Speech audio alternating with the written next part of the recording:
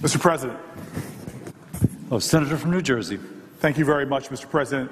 I rise today in partnership with Thad Cochran from Mississippi to, in a few moments, introduce a resolution recognizing and celebrating Black History Month here in the United States of America. But I'd like to take a few moments before that to address something that very poignantly has been anguishing my heart for my entire life. From the time I was growing up in a small town of Harrington Park, New Jersey, through my career in college and school, and most particularly, this has been grieving my heart since I started working in a predominantly minority city, city that I love, Newark, New Jersey. I bring this up in the context of a previous speech I gave here about our broken criminal justice system that makes us singular in all of humanity on the planet Earth for the amount of our population that we incarcerate. We have 5% of the globe's population, but about 25% of all the globe's imprisoned people. This explosion is not consistent with our history. In fact, it is inconsistent with our history. It is incongruent with our values. And to be very specifically, this over-incarceration has exploded as a result of the war on drugs. The bottom line is this. There were more people incarcerated in 1980 for any reason. Of all the people incarcerated in 1980, the truth is now in America we have more people incarcerated today in prison just for drug crimes than all of the people incarcerated in the year 1980. In fact, due to this drug war, fueled by this drug war, our federal prison population has exploded about 800%.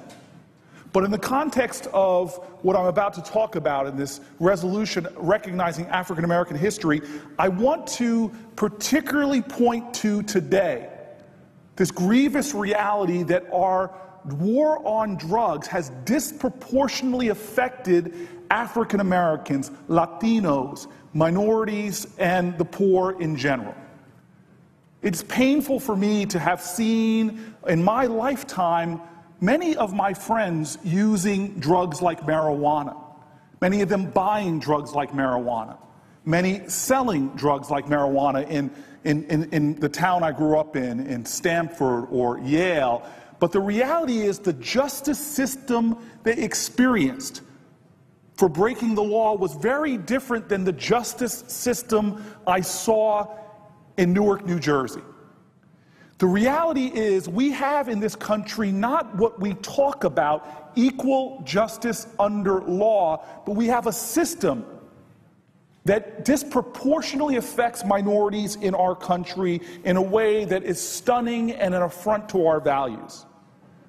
Arrest rates for drug use have a disparate impact on people of color. There is no questioning that. And this is unacceptable. When it comes to people who break the law in America, there's actually no difference when it comes to drug crimes between blacks and whites. None whatsoever.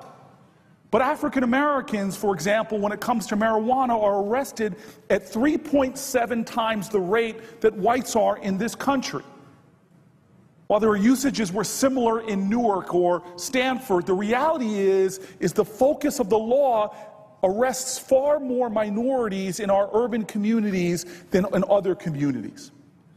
Between 2007 and 2009, drug sentences for African Americans actually were even longer for the same crimes. Blacks would see about a 13.1% longer sentence than someone that was white. So not only are more African Americans and Latinos and people of color being targeted and arrested at rates greater than whites for the same crimes, but they're also serving and getting longer sentences. Human Rights Watch put it simply. They found that even though the majority of illegal drug users and dealers nationwide are white, 3/4 of those people imprisoned for drug offenses are minorities. This should call to the conscience of everyone in our country. We believe fundamentally at the core of our American values in this ideal of equal justice under the law.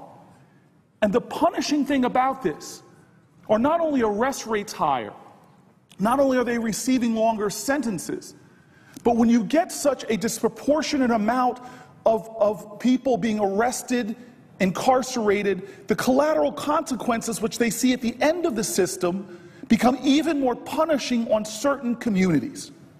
We now have cities in America that for certain age demographics, upwards of 50% of the men, African American or even Latino, have been arrested before. And what that means is that once you have a felony conviction for the nonviolent use of drugs, your ability to go to college, to get a Pell Grant, to get a job, even many business licenses is undermined.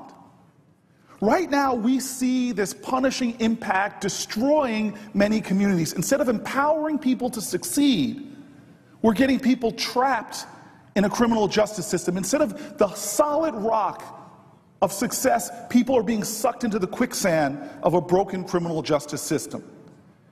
We see this, for example, that blacks and Latinos in my state are combined 29%.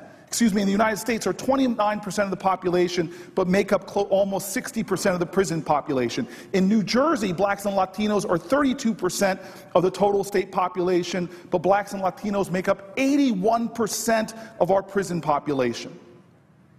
An often overlooked group in this disproportionate impact on minorities is our Native Americans.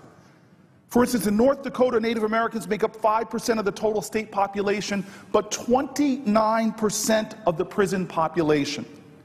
These numbers, again, go against the truth of who we are as a country.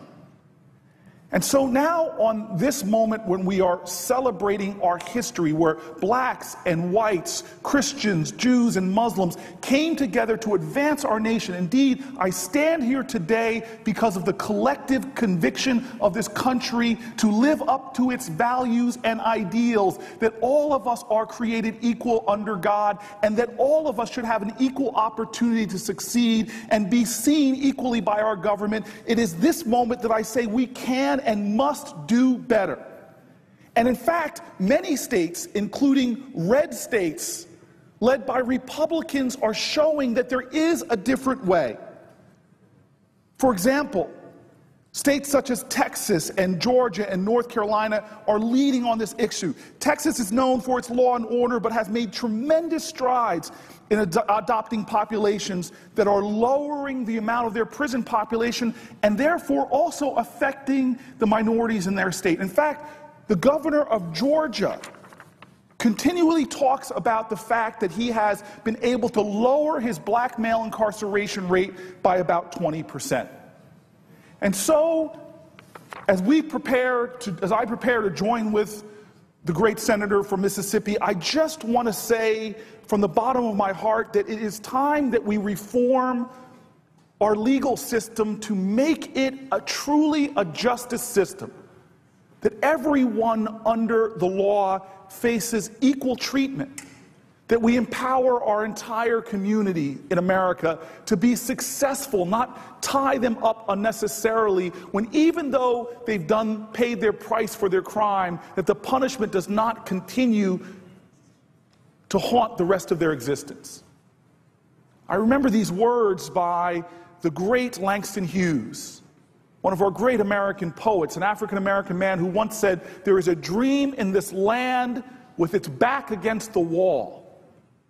To save this dream for one, we must save it for all." This is the dream of America. We can do better. Indeed, we are in many communities that are committing themselves to creating a justice system which we can be proud of. And we know here in the United States Senate, with members on both sides of the political aisle, whether it's Senator Lee or Senator Durbin, whether it's Senator Cornyn or Senator Whitehouse, we know that together we can evidence these values.